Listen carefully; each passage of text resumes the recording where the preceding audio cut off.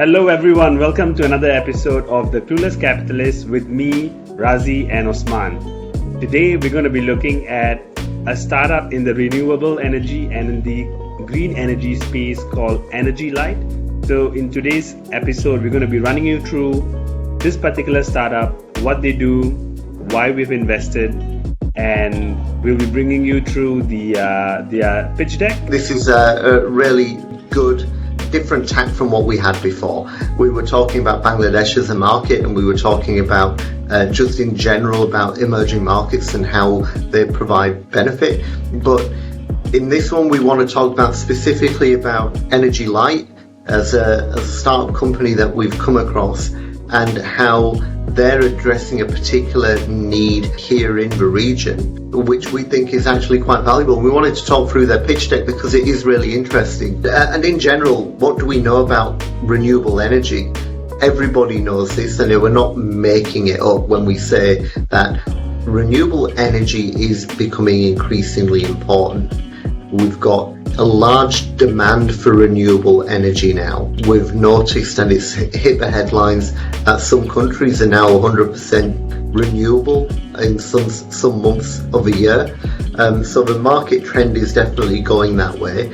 The market trend for energy production, energy demand is still going up. And so we know that as a market is growing, energy. And we also know that the demand for fossil fuels is going down. It's because the cost of fossil fuels is going up, and we know that the demand for renewable energy is going up. So it's a growing market, and EnergyLite is actually what we're going to discover is that they're addressing a very small, unique niche in that massive growing market, and that's where I see value in a company, because they're going after a market which they can defend in a growing market anyway. So everyone's focusing on their own unique spaces within a growing market, and these guys are focusing on theirs. And I think that's really valuable to understand. We've got their pitch deck here. Just to point out that we've already noted that me and Razi were talking about this offline earlier on, just in terms of the current situation we have with Russia and with the invasion of Ukraine, and how we're noticing that energy independence is becoming a significant interest for national governments now. You know, with the sanctions that are going on against Russia and the impact that's having for the energy supply to countries like Germany, you begin to realize that you need to have some form of energy independence. You can't be too dependent on foreign countries to provide the energy needs for your country. So we're also seeing that, you know, do we think renewables is important? It's now important more than ever, because we realize how interconnected we are, and that energy independence is a matter of national security completely. Right. So anyway, without further ado, let's just go through their deck, because I think this is like really, really interesting. So yeah, let's just go through this. I mean, this is EnergyLite's latest deck. Now, they had a deck over a year ago, which slightly changed to what we're seeing here. But this is a company that's developing solar energy to all sizes of buildings in Asia. And it's really important to notice that, right, to all sizes of buildings, because typically what you'll find is that solar energy deployments that you're seeing nowadays are for really big projects out in the middle of a desert, right? And then you've got people who are doing, you know, your typical electrician who's doing this as a side hustle. He'll go and install a solar panel on a house. And the bits in between, the company that runs a small factory or a workshop or a school that they've got 15 branches and they can't get the credit worthiness to support solar energy. So in terms of EnergyLite, in terms of where they are and what they've been doing, they've generated over 1.3 million in revenue in the last year, growing by nearly 100% quarter on quarter. they've been growing significantly since September 2020 all the way through to August 2021. You can see that the revenue has just been growing significantly.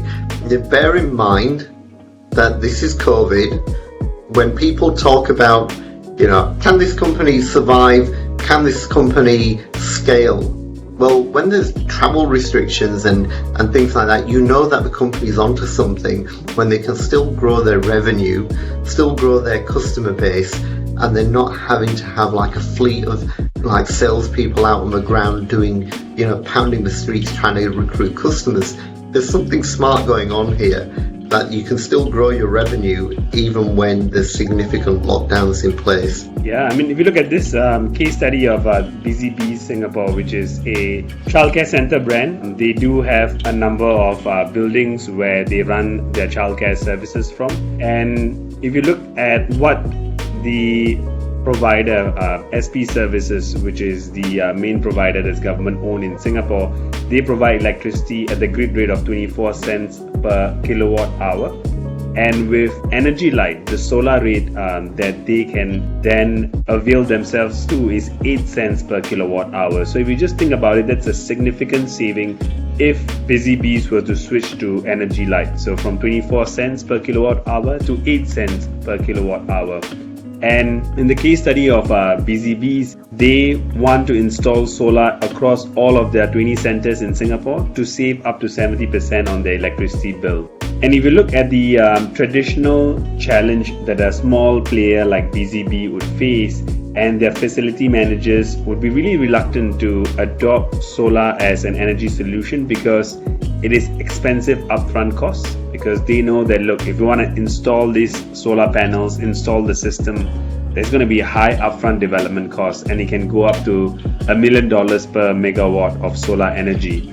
And of course, that is the upfront development cost. Then we have the operational cost, which is in terms of making sure that the system is running smoothly, with making sure that there's maintenance, and the operational cost can be about $18,000, a recurring maintenance cost. So looking at both of these costs, it's no wonder that smaller buildings, smaller players like Busy Bees would be really reluctant to adopt solar as a solution. And this is where EnergyLite comes in. So if you see what EnergyLite is doing is offering solar that costs Busy Bee nothing upfront. And that's, I'm sure by seeing this, you must all be wondering, how is EnergyLite making this possible? And that's what Osman is going to be covering in the next slide on how EnergyLite makes this possible for a brand like Busy Bees.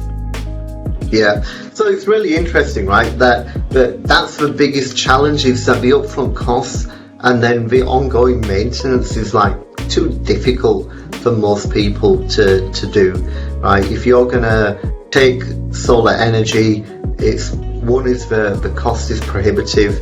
If you're a smaller company, you just don't have the money to do that.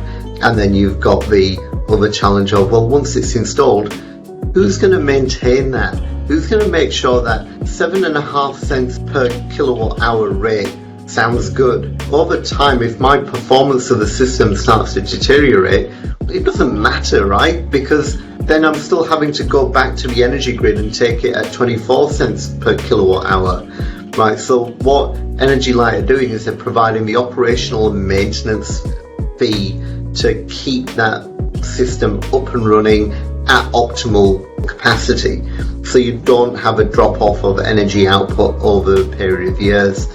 So what these guys are doing is that they're actually looking at the entire life cycle of energy deployment, and they're helping the facility manager of these smaller buildings install it for free. They'll bring in a financing partner. So you can see step one, they originate the opportunity. That could be from a channel partner or through their own salespeople. A channel partner being like, an electrician who happens to speak to some guy and says, oh yeah, we could do solar energy, but this is too big for us. Let me bring in EnergyLite, and they'll work with that channel partner to design, understand what the capacity demands are, and then run that through an approval process, and then put that into a financing partner. These financing partners are very focused on renewable energy. They understand what renewable energy demands are and what a good project would look like. So EnergyLite are de-risking that component by saying we've assessed this requirement, we've sized it correctly, we understand how it would be operational for the lifetime, and we're asking you, Mr. Financing Partner, can you finance this project for us? And typically these guys would typically say no. They would say, it's too small, we're not interested, or there's too high a risk. This type of company hasn't been around for too long. We'll only work with like a 20-year-old company, like a Procter & Gamble or a Unilever, somebody who's good for their money, right? So EnergyLite are doing a number of things as well. They're doing the assessment of a company and making sure that that company's got solid financials. So they're doing a financial analysis as well. And then the finance partner will then say, okay, we'll put in $1 million to fund that project. Then EnergyLite will then work with construction to get that constructed, and then they'll install some software like an IoT device that monitors the performance of the system, and that helps with the maintenance and the billing component in that life cycle. So you end up with this spike of money that comes in from the financing partner, and then you've got this like low trickle effect of operational revenue of energy costs that come through from that. So that's how EnergyLite are doing it. They're working with financing partners to fund the project so the end user, the customer, doesn't have any upfront cost. It's turned into a monthly recurring fee. Yeah, what I find really interesting is that if you look at their growth over the last 6 months, you can see that they have confirmed projects have increased from 5 megawatts to more than 30 megawatts in just 2 countries. And if you look at the graph in blue, right, you can see that in Singapore, Singapore being the nature of the size of Singapore, the growth has not been that significant. But when you look at the line in red, which is Philippines, the growth, they have 5x within just 3 months, right? They've gone from 5 megawatt capacity, now they are at 25 megawatt capacity. And I think that just shows you that when EnergyLite scales further in the Philippines, the growth is going to be pretty significant. And when they expand into other markets like Vietnam, Indonesia, that's where you're going to see even more massive growth. And I think what they have done in the last 6 months in itself is very impressive. So yeah, and what they're really doing is they're addressing that niche, right? Again, a growing market, growing energy demand, growing renewable energy demand, and they're focusing on parts of the market segment that really get overlooked. Smaller buildings that are too small, or the companies that own those buildings or operate within those buildings are just too new to be credit worthy for these types of financing projects. So they're addressing a number of things. They're giving those companies cheaper solar rates compared to the competitors. They de-risk it for those companies as well. Like maybe you're on a 5-year lease. Now these contracts that EnergyLite is signing up are 15 to 20 years in length. So what happens if that company decides that they need to move because their lease is up at the end of 5 years? Well, they can relocate and terminate if the lease does not get renewed. So they're actually able to do that. And then they've got the energy yield that is 10% higher than the average. And in terms of development time, it can take 6 months to do that whole development. They're reducing that to 4 months. And I think as they start to get into their stride, they'll reduce that even further. I'm pretty certain of it, right? And in terms of the number of finance projects that they've had, you can see that the Philippines is going big guns. And the good thing is here, and the interesting thing is that the financing partners that they have are trusting EnergyLite to a level. You can tell that this stride is happening because their financing partners have an average of 95% uptake of a project. Every 100 deals that they bring to the table, 95 of them will get approved and say go ahead with that. That becomes a problem if, let's say, you bring 100 deals and they're only approving 20, right? Then your revenue projections have to scale back down. So what it tells me is that EnergyLite know what they're doing. They're able to work on projects that they think are viable. So by the time they take it to an energy partner, a financing partner, there's already a very high level of confidence that it's a good quality project, it's been assessed properly, it's been designed properly, and that it's going to generate the revenues that are predicted, and therefore it will get financed. So that's really important, and it tells me that EnergyLite as a company and the people that they operate with know what they're doing. So yeah, when we look at the market worth, I mean, you're looking at potentially in Singapore and the Philippines, there's 800,000 types of these buildings, right? And so obviously you're not going to do 800,000 buildings, but that's just saying this type of market segment is significant.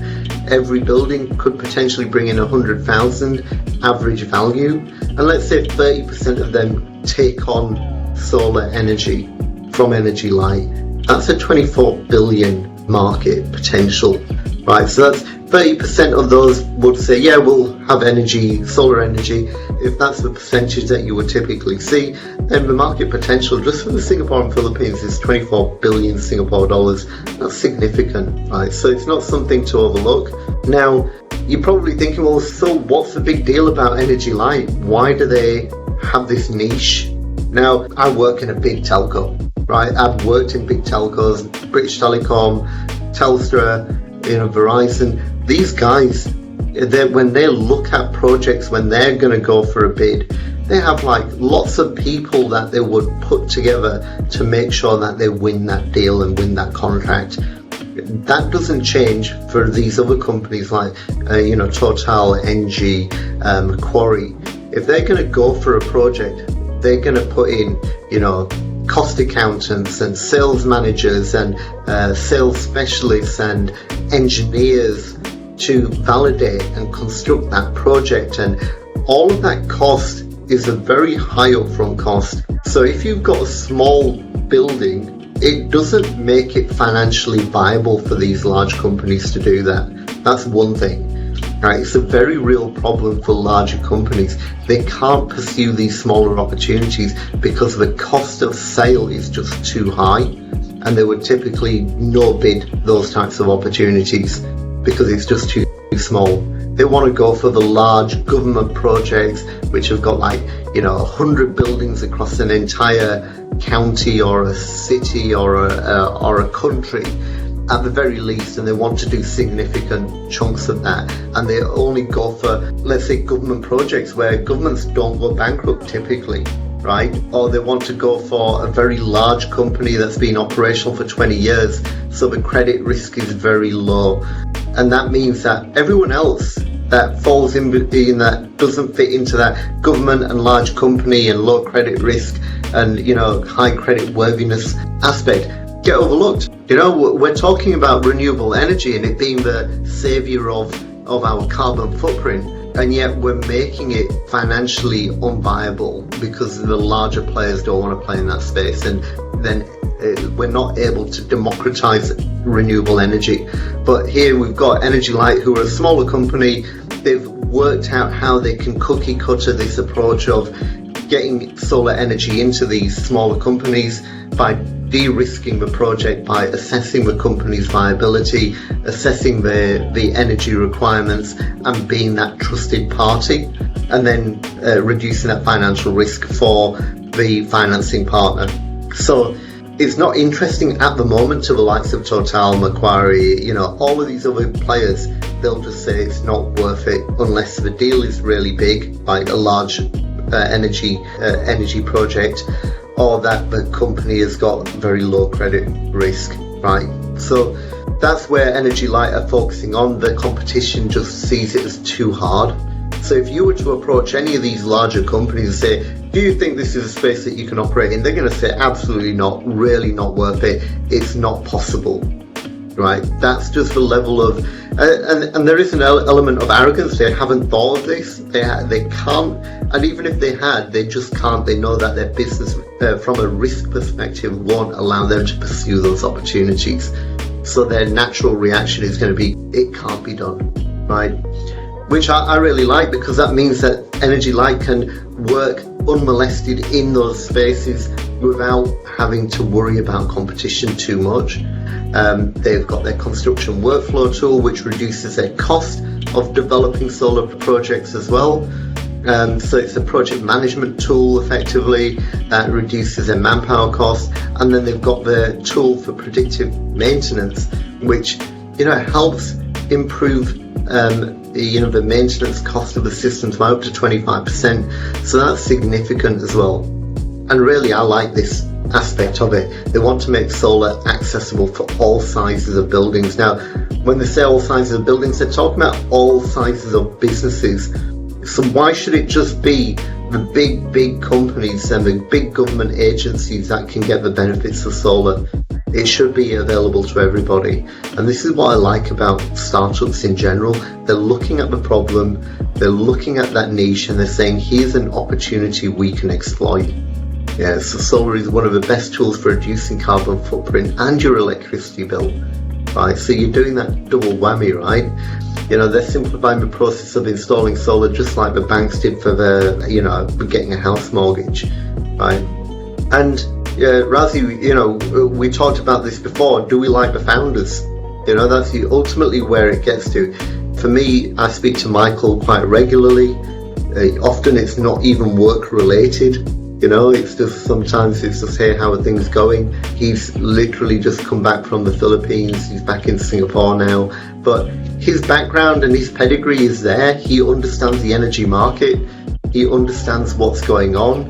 So I completely trust him in that.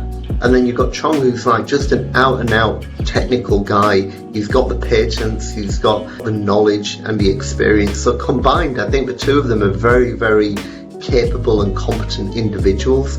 And they're proven that solar panels, that solar panels for small buildings can scale. And they've got their own growth plans as well. We won't go into the numbers. We'll let Michael go through them specifically. But these are just their numbers in terms of scaling milestones for 3 countries and what they're looking for it as an investor. If you were to come in, they're typically looking at a 5-year plan here for investors. If you invest in them, this is what they're likely to give you as an output. So if you're coming in very early, there's a good chance if they execute on what they believe they can execute, there's a significant chunk of return that you'd get. Right, it's very rare that you'll get the opportunity to go with a 200x return or a 60x return if you come in at a later stage. But I don't want to dwell too much on these numbers because life does happen, and you and me, Razi, we both know that what they promise on day 1 may be very different to what's happening on day 2. No one could have predicted COVID, for example, so things change. And what I do trust though is that both Chong and Michael, they're both very competent people, and they will look at the market, they understand how it's changing and evolving, and they can quickly outstep the competition. If they see another opportunity that makes sense for them, they'll do it and they'll execute on that.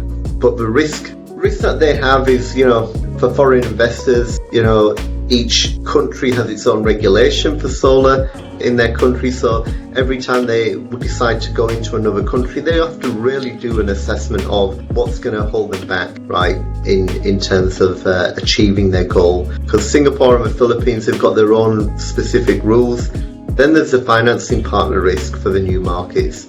Some financing partners will say, Pakistan, no, absolutely not. It's too much of a basket case. We're not going to do it, right? For whatever reason, political, social, credit risks, all those things. So they have to assess if they're going to a particular country, which financing partner is comfortable with that country risk, right? So they need to actually look at that. And then there's the expansion risk to new markets that we, talked about.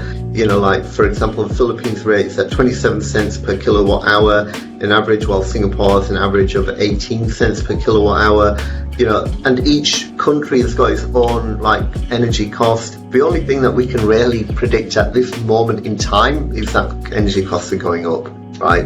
Because of the nature of what's going on in Russia. Oil at this moment is over $100 a barrel.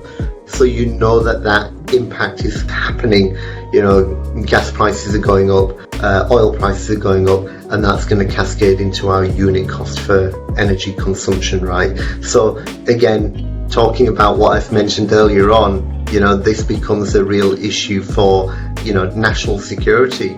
If you're trying to rein in your risk, your geopolitical risk, you want energy independence. That's one thing. The other thing that you want is a capability to reduce your inflation rate. How do you do that? You need to stabilize your cost of energy, because that's ultimately impacting everything, right? So these are all things which are really important to governments as well.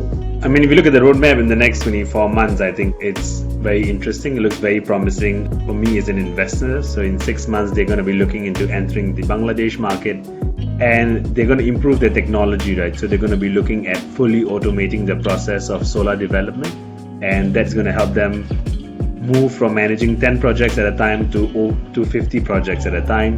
And in the next 12 to 24 months, they're looking to enter markets like Cambodia, into Pakistan and Indonesia. We know that Pakistan is about 180 million, 200 million people. Indonesia has a 250 million people, and the scale of these countries is massive. So you can just imagine that just from these installations alone, how they're going to be contributing to the growth of EnergyLite. And what I like about this roadmap is there is always a constant effort to optimize and automate their process. And you can see in 24 months, EnergyLite is looking to go from 50 projects at a time to 250 projects at a time. So this roadmap is really exciting because it's new markets and it's also constant optimization and improvement of the technology.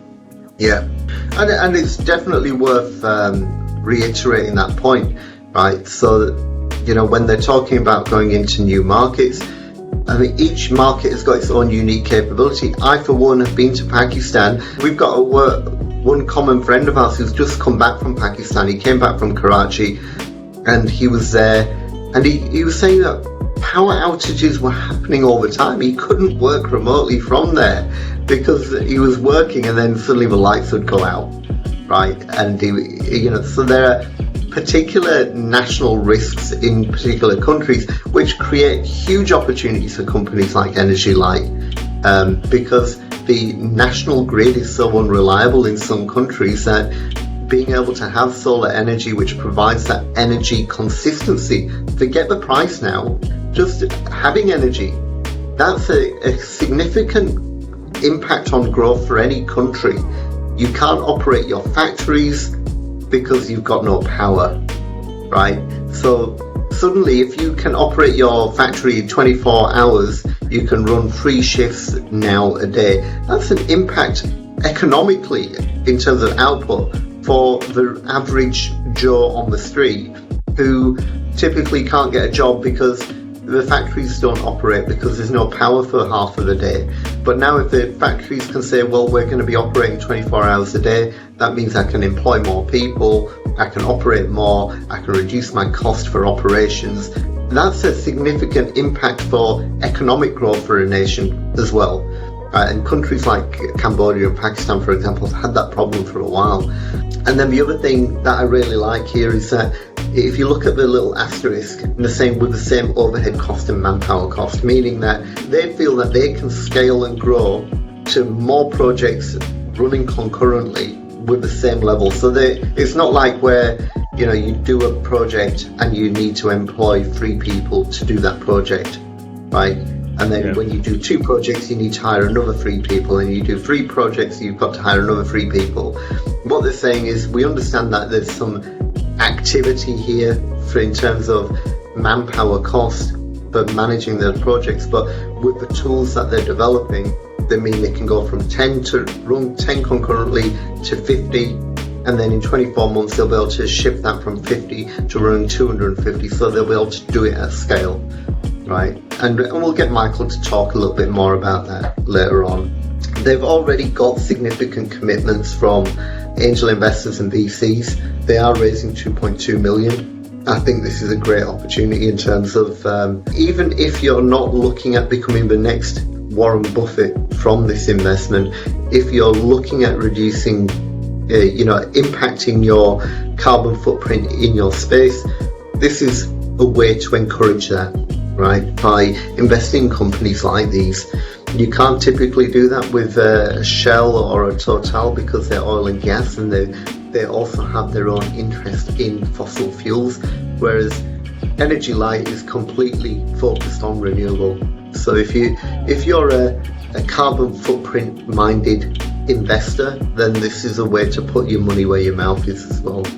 Right, so for me it's really interesting. They've got some significant goals that they want to achieve in the next 12 to 24 months. I think that they're a great bunch of people. Michael's a solid guy, and yeah, that's our understanding of EnergyLite. And the next episode was really just to talk through with Michael about this pitch deck, understand his story, understand how he's got to where he is, and where he's going to go from there. And of course, to understand how you can be part of Michael's journey, and how you can be part of how you can play a small part in EnergyLite's growth and mission to bring solar to every building and every rooftop in Asia. Yeah, brilliant. So we'll stay tuned for the next episode, and we'll bring Michael in to have a quick chat with us and explain the EnergyLite story.